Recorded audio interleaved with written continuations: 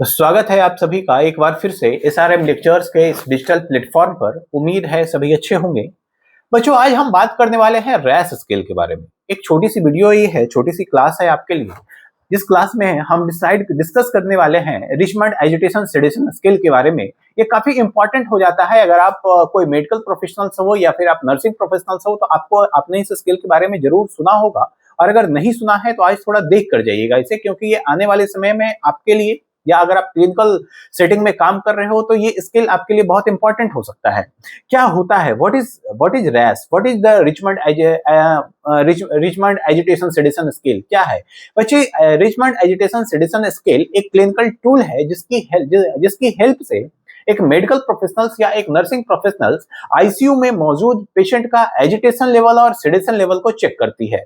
या हम यूं बोले तो आपका पेशेंट कितना एजिटेटेड है, कितना एग्रेसिव है, कितना अलर्ट है, कितना काम है या कितना सेडेटिव है, इसको मेजर करने के लिए हम जिस स्केल का यूज करते हैं उसको हम बोलते हैं रैस स्केल या फिर रिचमंड एजिटेशन सेडेशन स्केल।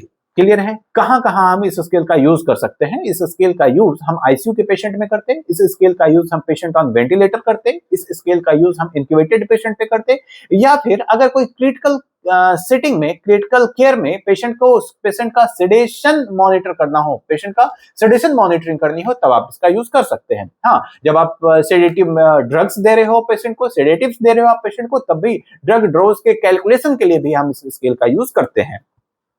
इसकी हम स्केल, अगर हम स्कोर की हम इसकी बात करें, इसकी स्कोर होती है +4 से लेकर के -5 तक। +4 और -5 के बीच की जो कंपोनेंट्स है क्या हो सकती है, समझना मेरी बात। +4 और -5 में क्या है बच्चे? अगर पेशेंट आपका नॉर्मल है, काम है, अलर्ट है, मतलब नॉर्मल पेशेंट है, इसको हम न्यूट्रल बोलते हैं, इसको हम न्यूट्रल फेज बोलते हैं, जिसको हम नॉर्मल, अगर आपका पेशेंट है इसको हम न्यूट्रल फेज बोलते हैं और हम जीरो स्केलिंग करते हैं। अब इस जीरो से जैसे ही ऊपर की तरफ बढ़ेगा, मतलब पेशेंट अब आपका नॉर्मल से थोड़ा सा एग्रेसिव होने लगेगा, इसको हम पॉजिटिव स्कोरिंग बोलेंगे। पॉजिटिव का मतलब ये नहीं है कि पेशेंट आपका सही है, मैं यहाँ पे पॉजिटिव मार्किंग की बात कर रहा हूं, मतलब प्लस स्कोरिंग की बात कर रहा हूं। किसकी बात कर रहा हूं? प्लस स्कोर्स की बात कर रहा हूं। और जैसे ही आपका पेशेंट नीचे की तरफ आना शुरू करेगा नॉर्मल लेवल से, जीरो से, जैसे ही पेशेंट आपका अब नीचे आना शुरू करेगा, मतलब अब आपका पेशेंट कैसा हो गया? अब पेशेंट आपका ड्रॉजीनेस हो गया, बिल्कुल पेशेंट आपका ड्रॉजी है, पेशेंट अब अनरिस्पॉन्सिव पेशेंट है आपका, इसको हम क्या बोलेंगे? इसको हम नेगेटिव स्कोर बोलेंगे। इसको हम क्या बोल सकते हैं? नेगेटिव स्कोर बोल सकते हैं। मतलब जब आपका पेशेंट नॉर्मल से थोड़ा सा एग्रेसिव हो तो इसको हम पॉजिटिव स्कोरिंग, प्लस स्कोरिंग की तरफ देखते। जब आपका पेशेंट नॉर्मल से नीचे की तरफ जा रहा है तो इसको हम नेगेटिव स्कोरिंग की तरफ देखते। क्या होता है समझिएगा, इस स्केल को 3 हिस्से में बांटा जाता है। फर्स्ट हिस्सा तो होता है हमारा न्यूट्रल, जिसको हम जीरो स्केलिंग करते हैं। दूसरा होता है एजुटेशन, जिसमें हम प्लस स्कोरिंग करते हैं। तीसरा होता है हमारा सेडेटिव स्टेज, जिसको हम बोलते हैं, जिसको हम नेगेटिव स्कोरिंग करते हैं। प्लस स्कोरिंग में अगर आपका पेशेंट रेस्टलेस हो तो जीरो से अगर आप प्लस की तरफ जाओगे तो कहां पहुंचोगे सर? +1 +2 +3 +4। नीचे की तरफ जाओगे जीरो से तो कहां पहुंचोगे सर? -1 -2 -3 -4 -5। वैसे ही जब आपका पेशेंट अब नॉर्मल से थोड़ा ज्यादा एक्टिव है या रेस्टलेस आपको देखने को मिल रहा है पेशेंट, जिसको हम +1 की मार्किंग देते। अगर एजिटेटेड है पेशेंट आपका तो +2 का मार्किंग देंगे।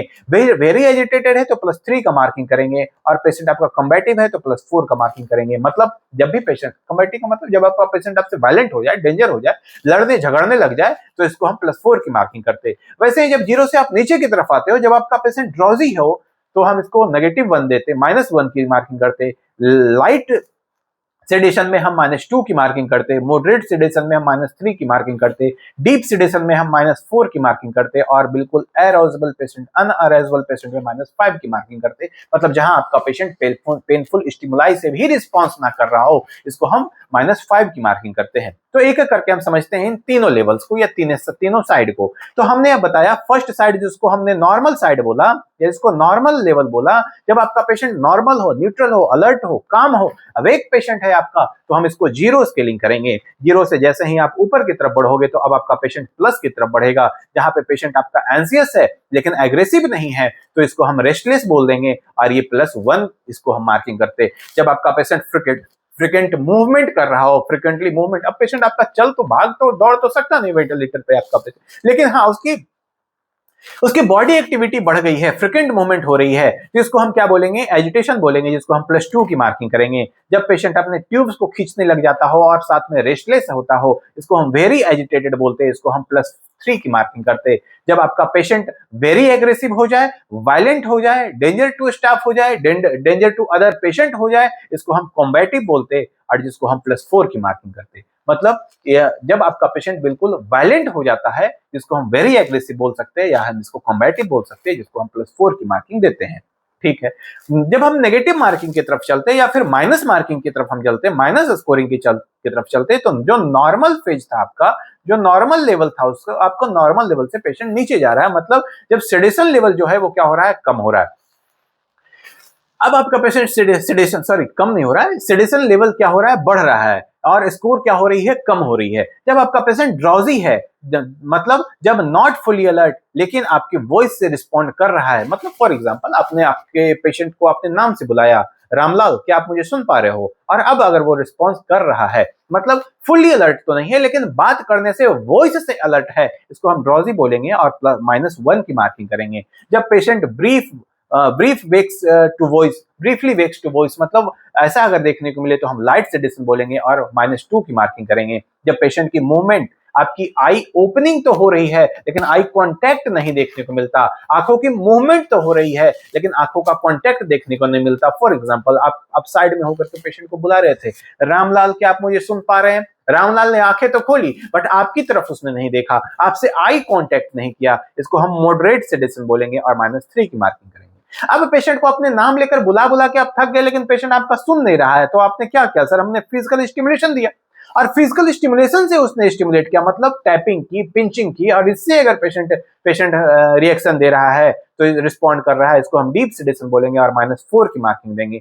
अब अगर पेशेंट बिल्कुल फिजिकल स्टिमुलेशन के बाद भी, टैपिंग पिंचिंग के बाद भी अगर पेशेंट अनरिस्पॉन्सिव है, रिस्पॉन्स नहीं कर रहा है, इसको हम अनअराउजेबल बोलते हैं, जिसको हम -5 की मार्किंग देते हैं। क्लियर है, तो ये 3 लेवल होते हैं या 3 स्केल होते हैं आपके रैश स्केल के अंदर, जिसमें हम 3 लेवल्स देखते हैं, जिसमें हम एजिटेशन लेवल, नॉर्मल लेवल और सेडेशन लेवल को देखते हैं। क्लियर है, टारगेट लेवल क्या होना चाहिए, टारगेट स्कोर कितना होना चाहिए बच्चे, टारगेट स्कोर जो आईसीयू के अंदर होता है वो होता है यूजुअली 0 to -2, जहां पे पेशेंट आपका काम से लेकर के लाइटली सेडेटेड होता है, और इस रीडिंग को या इस स्केल को हम आइडियल मानते हैं, इस स्टेज को हम आइडियल मानते हैं। क्लिनिकल इंपॉर्टेंस क्या है, जब भी पेशेंट को आप प्रिवेंट कर सकते हो इसकी हेल्प से, इस स्केल की हेल्प से आप पेशेंट को प्रिवेंट कर सकते हो ओवर सेडेशन से, और आपको पता है कि ओवर सेडेशन क्या करता है, रिकवरी को डिले करता है, तो आप पेशेंट को ओवर सेडेशन से बचा सकते हो, अंडर सेडेशन से बचा सकते हो, और या फिर सेडेटिव ड्रग्स जब आप देने जा रहे हो तो इस ड्रग के कैलकुलेशन के लिए भी आपको क्या कर सकता है, ये स्केल